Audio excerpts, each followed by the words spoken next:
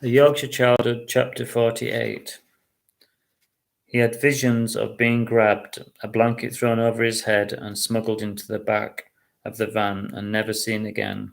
He'd heard of crimes on TV. It was something he never liked to think about because it was so frightening. His heart beat louder as the van got closer.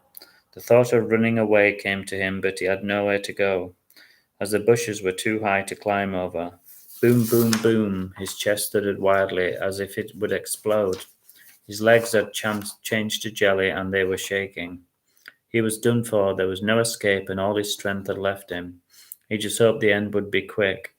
The van eased to a stop, and a burly-looking man wound down in the window. Josh thought he was going to pass out. Sweat was pouring off him like a torrent. "Are you all right, son?" the man said, with a look of concern on his face. "You look a bit lost to me." "Is this a trick?" Josh thought. "Maybe he's pretending to be nice before he grabs me." At first Josh couldn't speak, then a croak came out of him. "I thought I took a wrong turn," he said sheepishly.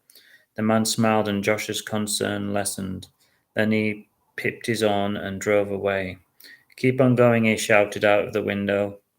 Josh wiped the sweat off his brow and felt foolish. He had stopped shaking. "Maybe I've watched too many horror films," he thought. He walked down the never-ending road just in case a van decided to pull up next to him. The next time he may not be so lucky. This was another story he decided he should keep to himself, as he didn't want to worry Tom. After 10 more minutes of walking, the hedgerows became smaller. He could see cows grazing in the fields, and he began to relax. The cows looked a lot more benign than the ones he'd encountered earlier. The hedgerows got smaller until they finally disappeared. He came to another village, and he could see a shop just ahead. He drank a bottle of milk in one go. He was so worn out and sweaty. He sat on a bench and surveyed his surroundings.